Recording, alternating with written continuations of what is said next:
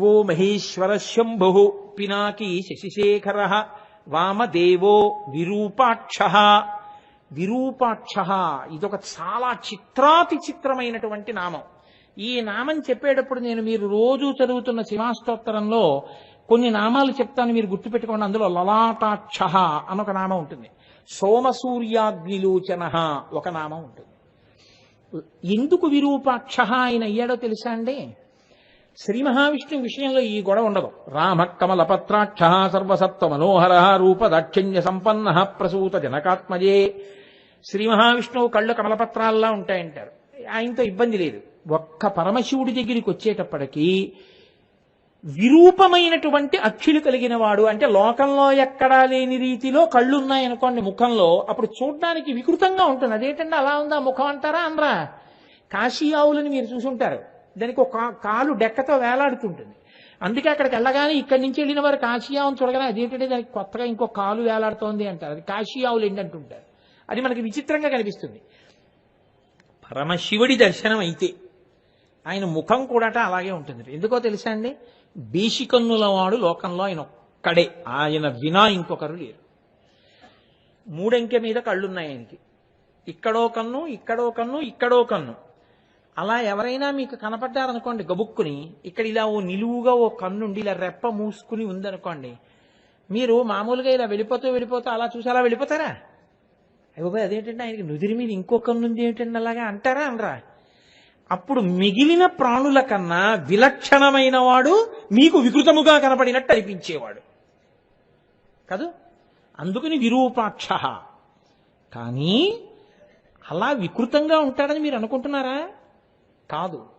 ఆయన మూడవ కన్ను చూపించాలనుకుంటేనే మూడో కంటిగా కనపడతాడు. ఆయన మూడో కన్ను చూపించాలని భక్తితోనే కోరుకోవాలి. లేకపోతే ఆ కన్ను ఎలా కనపడుతుందో తెలుసా అండి? పెట్టుకున్న కుంకం బొట్టులా కనపడుతుంది అంతే. ఆ బొట్టు కిందకి వెళ్ళిపోయి బొట్టులా కనపడుతుంది. కానీ ఆయన ఏమి అందవికారంగా మీకేం కనపడ్డా, ఆయన ఎంతో అందం. అసలు మీరు శివమహాపురాణం చదివితే ఆశ్చర్యపోతారు, ఆయన కన్నా అందగాడు లోకంలో లేడు. అంత అందగాడు శివుడంటే. అందుకే లోకంలో అందానికి సౌందర్యానికి ఐశ్వర్య సాధనాలకి పెట్టింది పేరు విష్ణుమూర్తి. ఆయన మహానుభావుడు. మేఘశ్యామం పీతకౌశేయవాసం శ్రీవత్సాంకం కౌస్తుభోద్భాసితాంగం పుణ్యోపేతం పుండరీకాయతాక్షం విష్ణుం వందే సర్వలోకైకనాథం. అటువంటి వాడు వలచాడు పరమశివుణ్ణి, దూర్జటి దెప్పి పొడిచాడు. వన్నే ఏనుగుతోలు దుప్పటము బువా కాలకూటంబు చేగిన్నే బ్రహ్మకపాలముగ్రమగు భోగే కంఠహారంబు నిన్నీలాగున నుండియున్ తెలిసియున్ నీపాద మూలంబునన్ చేర్చన్ నారాయణుడెట్లు మానసమునన్ శ్రీకాళహస్తీశ్వర అని అడిగాడు. అంటే ఎంత అందగాడో మీరు ఆలోచించండి. ఆయన అంత అందగాడిగా కనపడేటటువంటి శివుడికి మూడు కళ్ళున్నాయి అంటాం కాదు, దాని తత్వ విచారణ మీరు చేయవలసి ఉంటుంది. నేను ఈ మూడు నామాలని కలిపేస్తున్నాను ఇవాళ, కాబట్టి నేను 4 నామాలు చెప్పినట్టుగా ఉపన్యాసంలో పూర్తవుతుంది. సోమసూర్యాగ్నిలోచన. ఆయన ఒక కన్ను సూర్యుడు, ఒక కన్ను చంద్రుడు, ఒక కన్ను అగ్ని, 3 కన్నులుగా ఉంటుంది. అసలు కామాక్షి భూమి మీదకి రావడానికి కారణం 2 కళ్ళు మూయడమే. కాబట్టి ఇప్పుడు ఆయనకి 3 కన్నులు అలా ఉంటాయి. దీని వలన ఎందుకంటే అలా ఉండడం? సూర్యచంద్రులు కన్నులుగా ఉండడం ఏమిటి? అగ్నిహోత్రం 3వ కన్నుగా ఉండడం ఏమిటి? మీరు చాలా జాగ్రత్తగా ఈ విషయాన్ని అర్థం చేసుకునేటటువంటి ప్రయత్నం చేస్తే మీకు ఆ త్రినేత్ర, సోమసూర్యాగ్నిలోచన, లలాటాక్ష, విరూపాక్ష ఈ నామం మీద ఎంత మక్కువ ఏర్పడుతుందో. లోకంలో కాంతికంతటికీ కారణమైనటువంటి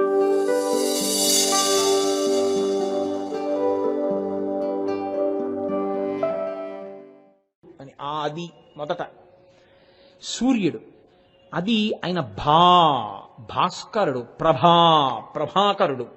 ఆయన అంతా కాంతి పుంజం. ఆయన లేకపోతే అసలు మీకు ఏది ఏదో తెలిసే అవకాశమే లేదు. దొంగకి తేడా తెలియదు. సుఖము అన్న మాట మీకు లోకంలో ఎప్పుడు అంతరించిపోతుందంటే సూర్యుడు లేకపోతే అంతరించిపోతుంది. ఎందుకో తెలుసా అండి? ఆరోగ్యం భాస్కరాది చేత్. ఆరోగ్యమంతా సూర్యుడి మీదే ఆధారపడుతుంది. అందుకే మన వాళ్ళు పూర్వం ఏం చేసేవారంటే ఆయుర్వేదం వేదానికి ఉపాంగం. ఆయుర్వేదంలో సూర్యపుటము, చంద్రపుటము, అగ్నిపుటము అని 3 పుటములు ఉంటాయి. ఈ 3 పుటములుగా కలిపి ఔషధిని ఇస్తారు మీకు. ఈ 3 కలిస్తేనే మీకు తీరుస్తుంది. అందుకే సూర్యస్పర్శ చేత ఉన్నటువంటి పదార్థములను తీసుకొచ్చి ఇంట్లో పదార్థముల కింద అన్నంలో పెడుతుండేవారు తినమని. మీరు చూడండి, అప్పడాలని పెడుతుంటారు. ఈ అప్పడాలని ఒత్తేసినప్పుడు చాలా మెత్తగా పచ్చిగా ఉంటాయి. వాటిని తీసుకెళ్లి పొయ్యి మీద వేడి చేసి దాచరు. అప్పడాలు ఎండబెడతారు. ఎండ పెడితే సూర్యకిరణములకు ఎండుతాయి. ఎండి ఎంత పెళపెళలాడుతూ బాగా ఎండాయా అంటారు. అవి ఇలా కొంచెం ఆ అంచులు ఇలా పైకి లేస్తాయి కూడా. ఇప్పుడు అవి మీరు డబ్బాలో గబగబా పెట్టి నొక్కేశారనుకోండి, ముక్కలైపోతాయి. అలా అయిపోతాయి. ఇప్పుడు వాటిని బులబులాగా డబ్బాలో పెట్టి జాగ్రత్తగా పెట్టి మూత పెట్టుకుని దాచుకుంటారు. ఎన్నాళ్ళు అలా ఉంచేసేయండి మీరు, ఓ 2 నెలలు 3 నెలలు పోయాక మూత తీసినా ఘుమఘుమలాడుతూ సువాసన వస్తూ ఉంటాయి. వాటికి సూక్ష్మక్రిములు పట్టకుండా నిలవ ఉండగలిగినటువంటి శక్తి దాంట్లోకి ఎలా ప్రసారమైందో తెలుసా అండి? సూర్యకిరణముల చేత. సూర్యకిరణములలో ఉన్న ఆ శక్తిని మన వాళ్ళ అప్పడంలోకి తీసుకొచ్చారు. ఇవన్నీ నా సొంతంగా చెప్తున్నారు అనుకుంటున్నారా? సూర్య భగవానుడి మీద వచ్చినటువంటి అనేక వ్యాఖ్యానాల్లోంచి నేను ఆయుర్వేదంలో సూర్యపుటం, చంద్రపుటం, అగ్నిపుటాన్ని ఆధారం చేసుకుని మీకు కొన్ని పదార్థాలు అందిస్తున్నాను తేలిగ్గా అర్థం అవడానికి. అలాగే ఒరుగులు అని పెట్టేవారు పూర్వం. మళ్ళీ దొరకనిది చాలా శక్తివంతమైంది అంటే ఒరుగులు పెట్టేవారు. మామిడికాయ ముక్కలన్నీ తీసుకెళ్లి బాగా ఎండబెట్టేస్తే బాగా బిర్ర బిగుసుకుపోయి ఏదో బూడిద రంగులోకి వచ్చేస్తాయి. అవి నోట్లో వేసుకుంటే నాని పుల్లగా ఉండేవి మా చిన్నతనంలో. ఆ ఒరుగులు డబ్బాలో వేస్తారు. ఎప్పుడో మామిడికాయలు దొరకనటువంటి రోజుల్లో మామిడికాయ పప్పు తినాలనిపించింది అనుకోండి, ఈ ఒరుగులు 4 ముక్కలు తీసి పప్పులో వేసి పప్పు వండేస్తే మామిడికాయ పప్పే అది. దానికి ఆ నిలవ శక్తి ఎక్కడి నుంచి వచ్చిందో తెలుసా అండి? అలా నిలవబెట్టగలిగిన శక్తి చల్లతనంలో నిల్వ చేసి తినడం మన అలవాటు కాదు. అది సూర్యరశ్మితో నిలవబెట్టుకోవడం మన అలవాటు. మనకి ఆయుర్వేదం ఉపాంగం కాబట్టి ఒరుగులు పెట్టి తినడం ఈ జాతికి తెలుసు. సూర్యకిరణ స్పర్శ చేత నిలవశక్తి పొందిన పదార్థాన్ని ఇంట్లో వాళ్ళకి పెట్టేవారు. ఎందుకంటే సూక్ష్మక్రిముల్ని చంపే శక్తి పొందుతుంది అని. అసలు ఆ సూర్యుడు లేకపోతే ఆహారం ఉండదు. ఎందుకో తెలుసా అండి? చెట్లన్నీ కిరణజన్య సంయోగ క్రియతోటే. మీరు చిన్నప్పుడు చదువుకున్నారుగా, ఇప్పుడు నేను కొత్తగా అవన్నీ మళ్ళీ సైన్స్ పాఠాలు చెప్పక్కర్లేదు. కిరణజన్య సంయోగ క్రియతోటే ఆహారాన్ని తయారు చేసుకుంటాయి. ఈ తయారు చేసుకున్నప్పుడు వచ్చినటువంటి పదార్థాలనే మనం చెట్ల నుంచి కోసుకుని తింటాం. పశువులన్నీ తింటాయి. మళ్ళీ ఇందులో గమ్మత్తు ఏమిటో తెలుసా అండి? సూర్యుడి యొక్క శక్తి వలన పదార్థమును తయారు చేసుకున్నటువంటి చెట్లకి సంబంధించిన శాకాహారమును తిన్నటువంటి జంతువుల యొక్క మాంసాన్ని తినడానికే ఇష్టపడతాయి. మాంసాహారమే తినేటటువంటి జంతువులు. మీరు పట్టుకున్నారో లేదో? పులి నక్క మాంసం తినడానికి ఇష్టపడదు. పులి ఎద్దు మాంసాన్ని ఇష్టపడుతుంది. ఎందుకో తెలుసా అండి? ఎద్దు కేవలం శాకాహారం తింటుంది, దాని మాంసం అంత రుచి. ఏనుగు కేవలం శాకాహారం తింటుంది. కేవల శాకాహారము ఎంత శరీరాన్ని, ఎంత బలాన్ని, ఎంత బుద్ధిని, ఎంత మంగళప్రదమైన దర్శనాన్ని ఇవ్వగలదో చెప్పాలి అంటే మీకు ఏనుగే ఆధారం. ఏనుగు ముఖమే కదండి వినాయకుడు పెట్టుకున్నాడు. ఏనుగు ముఖం చూస్తే మంగళప్రదం. లక్ష్మీస్థానం అది, ఏనుగు యొక్క కుంభస్థలం. అందుకే మహాపండితులైనటువంటి వాడికి సత్కారం చేయాలంటే గజారోహణం చేయిస్తారు, ఏనుగు మీద ఎక్కించి తిప్పుతారు వీధిలో. ఈశ్వరుణ్ణి తిప్పాలంటే ఏనుగు కుంభస్థలం మీద కూర్చోబెడతారు. ఏనుక్కంత బలం ఎక్కడొచ్చింది? శాకాహారంలోంచి వచ్చింది. శాకాహారానికి అంత శక్తి ఎక్కడి నుంచి వచ్చింది? సూర్యుడిలోంచి వచ్చింది. అంటే సూర్యశక్తి ఎంత గొప్పదో, ఎంత ఆహారం ఇస్తున్నాడో, ఎంత బలం ఇస్తున్నాడో, ఎంత ఆరోగ్యం ఇస్తున్నాడో. నీటిని పీల్చేవాడు ఆయనే, నీటిని వర్షించేవాడు ఆయనే. అందుకే అపాం మిత్ర, ఆయనకి ఆదిత్య హృదయంలో కొన్ని నామాలు ఉన్నాయి. నీటిని లాగేసినప్పుడు ఎలా లాగేస్తాడంటే నిర్దాక్షిణ్యంగా లాగేస్తాడు. ఒంట్లో ఉన్న నీరు కూడా లాగి బారేస్తాడు. లాగేసిన వాడు ఏం చేస్తాడు? తను దాచుకోడు, మళ్ళీ తీసుకొచ్చి లోకం మీదకి మేఘముల రూపంలో వర్షించి ఇచ్చేస్తాడు. సూర్య భగవానుడు ఉండబట్టి నీటిని లాగడం, నీటిని విడవడం అన్నది జరిగి మనం అందరం నిలబడగలుగుతున్నాం. ఒక 10 రోజులు సూర్యోదయం అవ్వలేదనుకోండి లోకంలో, ఎంత కటిక చీకటో, ఎన్ని నీళ్లు నిలబడిపోతాయో, ఎన్ని దోమలు పుట్టేస్తాయో, ఎన్ని పురుగులు వచ్చేస్తాయో, ఎంత భయంకరంగా ఉంటుందో చూడండి. నాకు మెరైన్ ఇంజనీర్ గారు ఒక ఆయన స్నేహితుడు ఉన్నాడు. ఆయన నాకు ఒకప్పుడు ఫోన్ చేశారు. ఫోన్ చేసి, గురువుగారు నేను ఇక్కడ ఏదో అమెరికా దాటిన తర్వాత ఫ్రోజన్ ఐస్ అంటే ఇంకా సముద్రం అలలతో ఏమి ఉండదు, ఐస్ కింద గడ్డగట్టేస్తుంది, దాని మీద ముందు ఐస్ని కరిగించేటటువంటి నావ వెడుతుండగా మా ఓడ వెడుతోంది కార్లు పట్టుకుని. ఇక్కడ నేను సూర్యుడిని చూసి 4 రోజులు అయిందండి అంటే నేను అన్నాను, మరి మీకు ఎలా తెలుస్తోంది అన్నాను. కేవలం గడియారాన్ని ఆధారం చేసుకుని తారీఖు మారి ఉంటుందని, ఇప్పుడు చీకటయి ఉంటుందని, ఇప్పుడు పగలయి ఉంటుందని అనుకుంటున్నానండి. సూర్యుడు లేని ప్రపంచము ఎంత భయానకమో, ఎంత కష్టమో, ఎంత భరించలేమో ఇప్పుడు నా అనుభవంలోకి వచ్చింది గురువుగారు అని ఫోన్ చేశాడు ఒకసారి నాకైనా.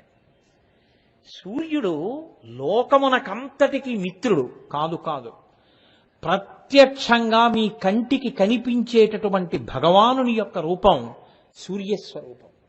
ఆయన ఒక్కడే కంటికి మాంసనేత్రమునకు దొరుకుతాడు, అంత గొప్ప స్వరూపం అది.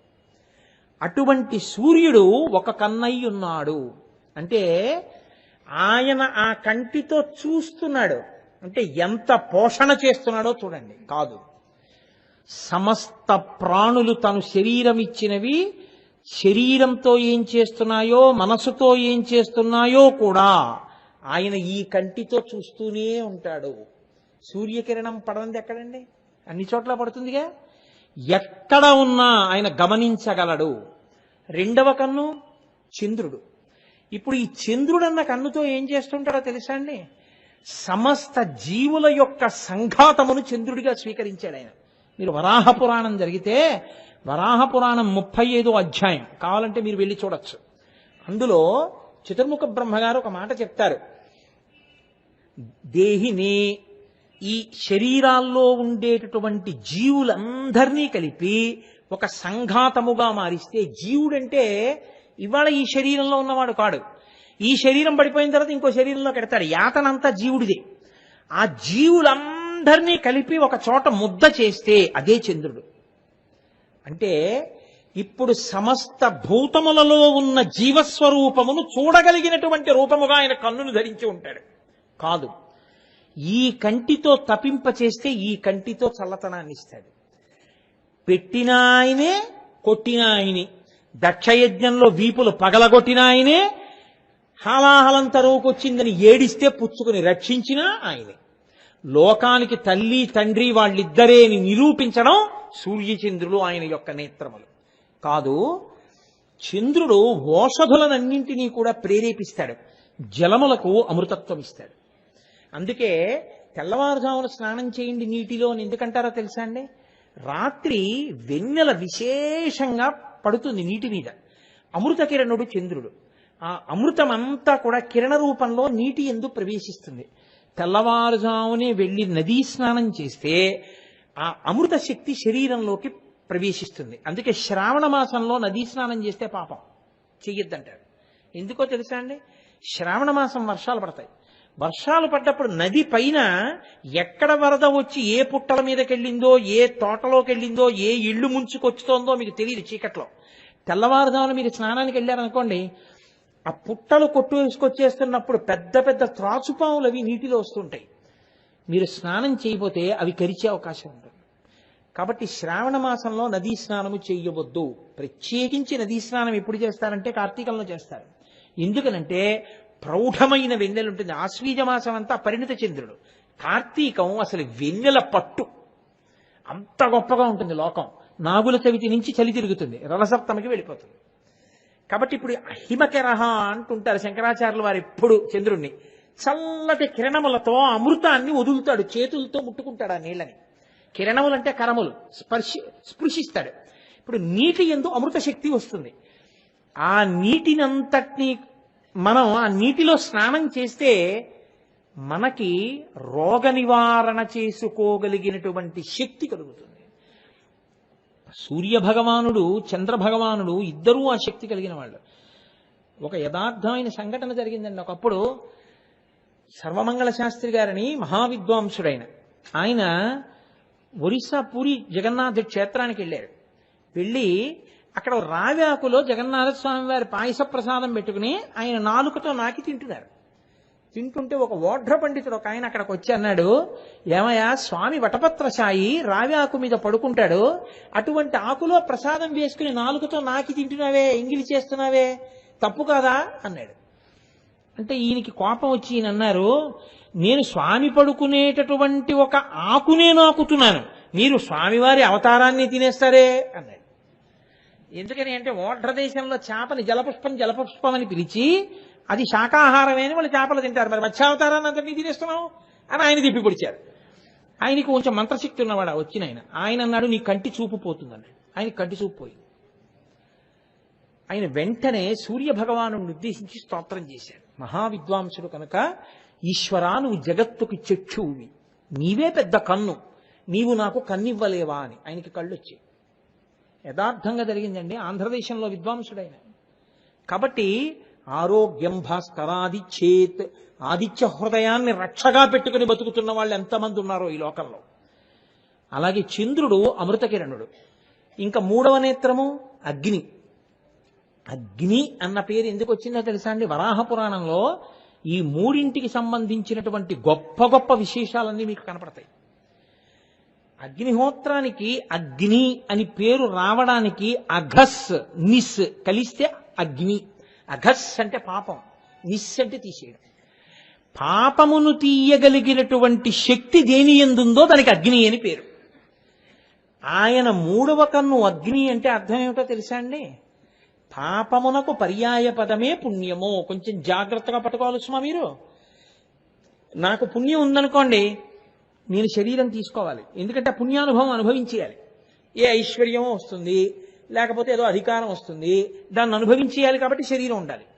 పాపం ఉంది, అనుభవించేయడానికి శరీరం కావాలి దుఃఖంగా. పాపమైనా పుణ్యమైనా శరీరాన్ని ఇస్తాయి. పాపము పుణ్యము ఏమీ లేకుండా పోతే ఇంక శరీరం రాదు, మోక్షం వస్తుంది. ఇప్పుడు ఈ అగ్ని కాలుస్తుంది. దేన్ని కాలుస్తుందో తెలుసా అండి? పాపమును కాల్చేస్తుంది.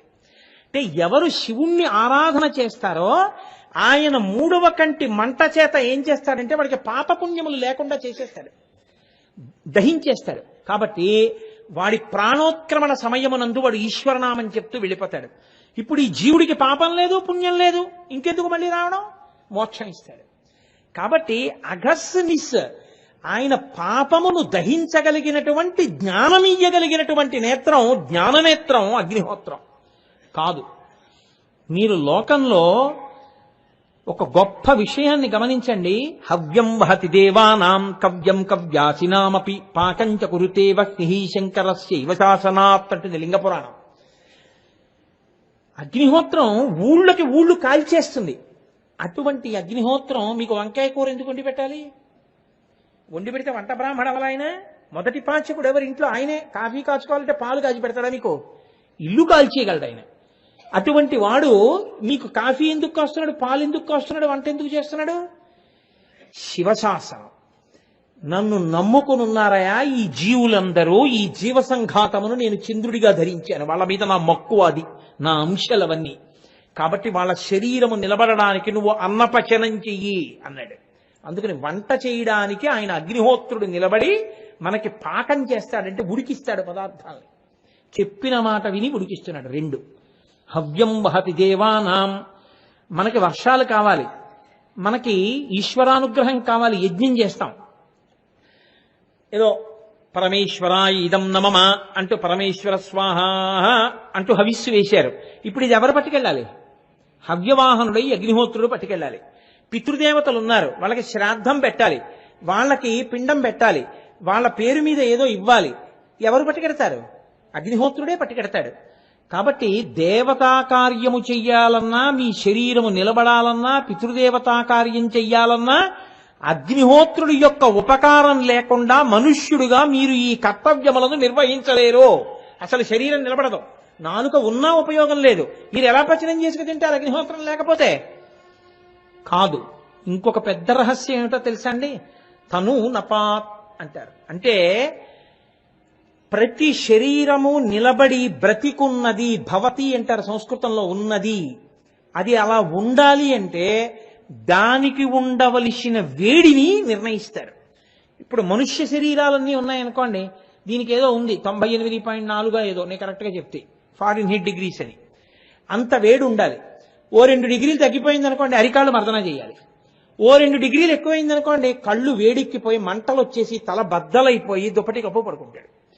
2 డిగ్రీలు పెరగకుండా 2 డిగ్రీలు తరగకుండా ఎప్పుడూ ఆ వేడిని ఉంచి, బయట విపరీతమైన వేడిగా ఉంటే నీళ్లు తాగించి ఆ వేడి ఉండేటట్టు, బయట చల్లగా ఉంటే ఎక్కువ నీళ్లు తాగకుండానే మీరు అంటే ఇలా పొగొస్తుంది శీతాకాలంలో, అంత వేడి మళ్ళీ లోపల ఉండేటట్టు చేసి శరీరమును నిలబెడుతున్న వాడెవరో వాడే శివుడు.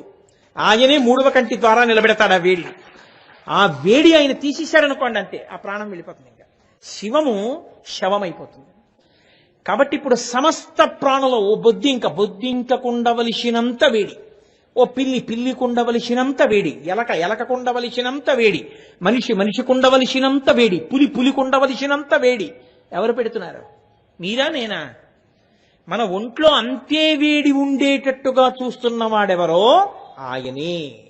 మీరు చూడండి, అంత ఎండలో తిరుగుతాం, ఇది పడిపోకుండా కాపాడి ఇందులో మాత్రం అంతే వేడి ఉంచిన వాడే శివుడు. ఆయనే 3వ కంటి చేత లోకమునందు అంత వేడినే ఉంచుతుంటాడు. ఆ వేడితో మీరు అన్నం తినడానికి కావలసిన పచనమునకు అగ్నిహోత్రాన్ని నిలబెడతాడు. ఆ అగ్నిహోత్రంతో మీరు దేవతలకి యజ్ఞం ఇచ్చేస్తే హవిస్సు వెళ్ళేటట్టు చూస్తాడు. ఆ అగ్నిహోత్రంతో మీరు దక్షిణ ఇచ్చినప్పుడు దానిలో ఉన్న భాగాన్ని దేవతలకిచ్చి దక్షిణాగ్ని అవుతాడు, గార్హపత్యాగ్ని అవుతాడు. ఆయనే ఆ తర్వాత వైశ్వానరాగ్ని అవుతాడు. ఆయనే లోపల అగ్నిహోత్రంగా ఉండి మీరు తిన్నవన్నీ కాల్చి పచనం చేసి శక్తిగా మార్చి శరీరంలోకి పెట్టి పిప్పిని బయటకు వదులుతాడు. ఇన్ని చేసేటటువంటి రూపమే శివుని యొక్క 3వ కన్ను. ఇప్పుడు నాకు చెప్పండి, సూర్య చంద్ర అగ్ని ఈ 3 దేనికి ప్రతీకలు? సూర్యుడు కాంతికి, చంద్రుడు జీవితానికి, అగ్ని సుఖానికి, అంటే మనం నిలబడడానికి. లైఫ్ అండ్ హీట్ అంటారు. ఈ 3ంటికి కూడా ప్రతీకలే ఆయన యొక్క 3 కన్నులు. లలాటాక్ష, ఆ కన్నుతోటే పాపములను కాల్చేస్తాడు, ఆ కన్నుతోటే అజ్ఞాన దాహకత్వం చేస్తాడు. ఇన్ని చెయ్యగలిగిన వాడు కాబట్టే శివుడంటే నువ్వు అనుకున్నవాడు కాదురా. అగ్నిముఖంబు పరాపరాత్మకమాత్మ కాలంబు గతి రక్తగర్భ పదము శ్వశనంబు నీ యూర్పు రసన జలేషుండు దిశలు కర్ణంబులు దివము నాభి సూర్యుండు కన్నులు శుక్లంబు సలిలంబు జఠరంబు జలదులు చెదలు శిరము సర్వౌషధులు రోమచయము శల్యంబు లద్రులు మానసమృతకరుండు చందములు ధాతువులు ధర్మసమితి హృదయము ఆస్య పంచకముపనిషదాహ్వయంబు అయిన నీరూపు సదసత్వమై శివాఖ్యై స్వయం జ్యోతి అయి ఒప్పు ఆజ్యమగుచు అన్నారు పోతన గారు భాగవతంలో. అటువంటి గొప్ప స్వరూపాన్ని కీర్తిస్తే ఆ మహానుభావుడే మనకి విరూపాక్ష. పైకి అదేమిటి 3 కన్నులు ఉండడం అనిపిస్తుంది. అలా అనిపించి మీరు తత్వపరిశీలనం చేస్తే ఈశ్వరా ఆ ముఖంతో నువ్వు చూడబట్టి కదూ ఈ వేడితో బతికున్నాను అని నమస్కారం చేస్తారు. అంతటి మహోజ్వలమైన స్వరూపం. ఇవాళ ఉపన్యాసాన్ని ఆ నామంతో పూర్తి చేశాను. ఇవాళ 4 పూర్తి చేసినట్లు గుర్తుపెట్టుకోండి. లలాటాక్ష, సోమసూర్యాగ్నిలోచన, విరూపాక్ష, వామదేవ, 4 నామాలైనట్టు ఇవాళ నా స్కోర్ పెరిగింది. నేను చాలా చాలా ముఖ్యమైన ప్రకటన ఒకటి చేస్తాను, తర్వాత మీరు దాన్ని కోల్పోతారు. కాబట్టి ఒక్క 5 నిమిషాలు కూర్చోండి, 2 నిమిషాలు మీతో ప్రస్తావన చేస్తాను. పాపమును తీయగలిగినటువంటి శక్తి దేని ఎందుందో దానికి అగ్ని అని పేరు. ఆయన 3వ కన్ను అగ్ని అంటే అర్థం ఏమిటో తెలుసా అండి? పాపమునకు పర్యాయ పదమే పుణ్యము. కొంచెం జాగ్రత్తగా పట్టుకోవాలి సుమా. మీరు నాకు పుణ్యం ఉందనుకోండి, నేను శరీరం తీసుకోవాలి, ఎందుకంటే పుణ్యానుభవం అనుభవించేయాలి. ఏ ఐశ్వర్యమో వస్తుంది, లేకపోతే ఏదో అధికారం వస్తుంది, దాన్ని అనుభవించేయాలి, కాబట్టి శరీరం ఉండాలి. పాపం ఉంది, అనుభవించేయడానికి శరీరం కావాలి దుఃఖంగా. పాపమైనా పుణ్యమైనా శరీరాన్ని ఇస్తాయి. పాపము పుణ్యము ఏమీ లేకుండా పోతే ఇంక శరీరం రాదు, మోక్షం వస్తుంది. ఇప్పుడు ఈ అగ్ని కాలుస్తుంది. దేన్ని కాలుస్తుందో తెలుసా అండి? పాపమును కాల్చేస్తుంది.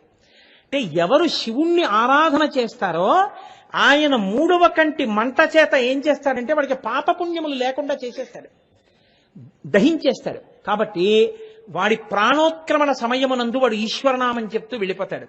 ఇప్పుడు ఈ జీవుడికి పాపం లేదు, పుణ్యం లేదు, ఇంకెందుకు మళ్ళీ రావడం? మోక్షం ఇస్తాడు. కాబట్టి అగస్నిస్ ఆయన పాపమును దహించగలిగినటువంటి జ్ఞానమియ్యగలిగినటువంటి నేత్రం జ్ఞాననేత్రం అగ్నిహోత్రం కాదు. మీరు లోకంలో ఒక గొప్ప విషయాన్ని గమనించండి. హవ్యం వహతి దేవానాం కవ్యం కవ్యాసినామపి పాకంచ కురుతే వహ్ని శంకరస్యైవ శాసనాత్ అంటుంది లింగపురాణం. అగ్నిహోత్రం ఊళ్ళకి ఊళ్ళు కాల్చేస్తుంది.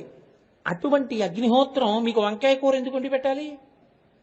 వండి పెడితే వంట బ్రాహ్మణ అవల ఆయన మొదటి పాచకుడు ఎవరి ఇంట్లో ఆయనే. కాఫీ కాచుకోవాలంటే పాలు కాచి పెడతాడా? మీకు ఇల్లు కాల్చేయగలడు ఆయన. అటువంటి వాడు నీకు కాఫీ ఎందుకు కాస్తున్నాడు, పాలు ఎందుకు కాస్తున్నాడు, వంట ఎందుకు చేస్తున్నాడు? శివశాసనం. నన్ను నమ్ముకునున్నారయా ఈ జీవులందరూ, ఈ జీవ సంఘాతమును నేను చంద్రుడిగా ధరించాను, వాళ్ళ మీద నా మక్కువ, అది నా అంశాలవన్నీ. కాబట్టి వాళ్ళ శరీరము నిలబడడానికి నువ్వు అన్నపచనం చెయ్యి అన్నాడు. అందుకని వంట చేయడానికి ఆయన అగ్నిహోత్రుడు నిలబడి మనకి పాకం చేస్తాడంటే ఉడికిస్తాడు పదార్థాలని. చెప్పిన మాట విని ఉడికిస్తున్నాడు. రెండు, హవ్యం వహతి దేవానాం. మనకి వర్షాలు కావాలి, మనకి ఈశ్వరానుగ్రహం కావాలి, యజ్ఞం చేస్తాం. ఏదో పరమేశ్వరాయ ఇదం నమమ అంటూ పరమేశ్వర స్వాహ అంటూ హవిస్సు వేశారు. ఇప్పుడు ఇది ఎవరు పట్టుకెళ్ళాలి? హవ్యవాహనుడై అగ్నిహోత్రుడు పట్టుకెళ్ళాలి. పితృదేవతలు ఉన్నారు, వాళ్ళకి శ్రాద్ధం పెట్టాలి, వాళ్ళకి పిండం పెట్టాలి, వాళ్ళ పేరు మీద ఏదో ఇవ్వాలి. ఎవరు పట్టుకెడతారు? అగ్నిహోత్రుడే పట్టుకెడతాడు. కాబట్టి దేవతా కార్యము చెయ్యాలన్నా, మీ శరీరము నిలబడాలన్నా, పితృదేవతా కార్యం చెయ్యాలన్నా అగ్నిహోత్రుడి యొక్క ఉపకారం లేకుండా మనుష్యుడుగా మీరు ఈ కర్తవ్యములను నిర్వహించలేరు. అసలు శరీరం నిలబడదు, నాలుక ఉన్నా ఉపయోగం లేదు. మీరు ఎలా పచనం చేసుకు తింటారు అగ్నిహోత్రం లేకపోతే? కాదు. ఇంకొక పెద్ద రహస్యం ఏమిటో తెలుసా అండి? తను నపాత్ అంటారు. అంటే ప్రతి శరీరము నిలబడి బ్రతికున్నది, భవతి అంటారు సంస్కృతంలో, ఉన్నది. అది అలా ఉండాలి అంటే దానికి ఉండవలసిన వేడిని నిర్ణయిస్తారు. ఇప్పుడు మనుష్య శరీరాలన్నీ ఉన్నాయనుకోండి, దీనికి ఏదో ఉంది 98.4 ఏదో, నేను కరెక్ట్గా చెప్తే ఫారెన్హీట్ డిగ్రీస్ అని, అంత వేడి ఉండాలి. ఓ 2 డిగ్రీలు తగ్గిపోయింది అనుకోండి, అరికాళ్ళు మర్దన చేయాలి. ఓ 2 డిగ్రీలు ఎక్కువైంది అనుకోండి, కళ్ళు వేడెక్కిపోయి మంటలు వచ్చేసి తల బద్దలైపోయి దుప్పటి కప్పు పడుకుంటాడు. 2 డిగ్రీలు పెరగకుండా 2 డిగ్రీలు తరగకుండా ఎప్పుడూ ఆ వేడిని ఉంచి, బయట విపరీతమైన వేడిగా ఉంటే నీళ్లు తాగించి ఆ వేడి ఉండేటట్టు, బయట చల్లగా ఉంటే ఎక్కువ నీళ్లు తాగకుండానే మీరు అంటే ఇలా పొగొస్తుంది శీతాకాలంలో, అంత వేడి మళ్ళీ లోపల ఉండేటట్టు చీసి శరీరములను నిలబెడుతున్న వాడెవరో వాడే శివుడు. ఆయనే 3వ కంటి ద్వారా నిలబెడతాడు ఆ వేడిని. ఆ వేడి ఆయన తీసేశాడనుకోండి, అంతే, ఆ ప్రాణం వెళ్ళిపోతుంది. ఇంకా శివము శవమైపోతుంది. కాబట్టి ఇప్పుడు సమస్త ప్రాణులు, ఓ బొద్దింకకుండవలసినంత వేడి, ఓ పిల్లికుండవలసినంత వేడి, ఎలకకుండవలసినంత వేడి, మనిషికుండవలసినంత వేడి, పులికుండవలసినంత వేడి ఎవరు పెడుతున్నారు? మీరా నేనా? మన ఒంట్లో అంతే వేడి ఉండేటట్టుగా చూస్తున్నవాడెవరో ఆయనే. మీరు చూడండి, అంత ఎండలో తిరుగుతాం, ఇది పడిపోకుండా కాపాడి ఇందులో మాత్రం అంతే వేడి ఉంచిన వాడే శివుడు. ఆయనే 3వ కంటి చేత లోకమునందు అంత వేడినే ఉంచుతుంటాడు. ఆ వేడితో మీరు అన్నం తినడానికి కావలసిన పచనమునకు అగ్నిహోత్రాన్ని నిలబెడతాడు. ఆ అగ్నిహోత్రంతో మీరు దేవతలకి యజ్ఞం ఇచ్చేస్తే హవిస్సు వెళ్ళేటట్టు చూస్తాడు. ఆ అగ్నిహోత్రంతో మీరు దక్షిణ ఇచ్చినప్పుడు దానిలో ఉన్న భాగాన్ని దేవతలకు ఇచ్చి దక్షిణాగ్ని అవుతాడు, గార్హపత్యాగ్ని అవుతాడు ఆయనే. ఆ తర్వాత వైశ్వానరాగ్ని అవుతాడు ఆయనే. లోపల అగ్నిహోత్రంగా ఉండి మీరు తిన్నవన్నీ కాల్చి పచనం చేసి శక్తిగా మార్చి శరీరంలోకి పెట్టి పిప్పిని బయటకు వదులుతాడు. ఇన్ని చేసేటటువంటి రూపమే శివుని యొక్క 3వ కన్ను. ఇప్పుడు నాకు చెప్పండి, సూర్య చంద్ర అగ్ని ఈ 3 దేనికి ప్రతీకలు? సూర్యుడు కాంతికి, చంద్రుడు జీవితానికి, అగ్ని సుఖానికి, అంటే మనం నిలబడడానికి. లైట్, లైఫ్ అండ్ హీట్ అంటారు. ఈ 3ంటికి కూడా ప్రతీకలే ఆయన యొక్క 3 కన్నులు. లలాటాక్ష, ఆ కన్నుతోటే పాపములను కాల్చేస్తాడు, ఆ కన్నుతోటే అజ్ఞాన దాహకత్వం చేస్తాడు. ఇన్ని చెయ్యగలిగిన వాడు కాబట్టే శివుడంటే నువ్వు అనుకున్నవాడు కాదురా. అగ్నిముఖంబు పరాపరాత్మకమాత్మ కాలంబు గతి రత్నగర్భ పదము శ్వశనంబు నీ యూర్పు రసన జలేషుండు దిశలు కర్ణంబులు దివము నాభి సూర్యుండు కన్నులు శుక్లంబు సలిలంబు జఠరంబు జలదులు చెదలు శిరము సర్వౌషధులు రోమచయము శల్యంబు లద్రులు మానసమృతకరుండు చందములు ధాతువులు ధర్మసమితి హృదయము ఆస్య పంచకముపనిషద ఆహ్వయంబు అయిన నీరూపు సదసత్వమై శివాఖ్యయై స్వయం జ్యోతి అయి ఒప్పు ఆజ్యమగుచు అన్నారు పోతన గారు భాగవతంలో. అటువంటి గొప్ప స్వరూపాన్ని కీర్తిస్తే ఆ మహానుభావుడే మనకి విరూపాక్ష. పైకి అదేమిటి 3 కన్నులు ఉండడం అనిపిస్తుంది. అలా అనిపించి మీరు తత్వపరిశీలనం చేస్తే ఈశ్వరా ఆ ముఖంతో నువ్వు చూడబట్టి కదూ ఈ వేడితో బతికున్నాను అని నమస్కారం చేస్తారు. అంతటి మహోజ్వలమైన స్వరూపం. ఇవాళ ఉపన్యాసాన్ని నా నామంతో పూర్తి చేశాను. ఇవాళ 4 పూర్తి చేసినట్లని గుర్తుపెట్టుకోండి. లలాటాక్ష సోమసూర్యాగ్నిలోచన విరూపాక్ష వామదేవ 4 నామాలైనట్టు ఇవాళ.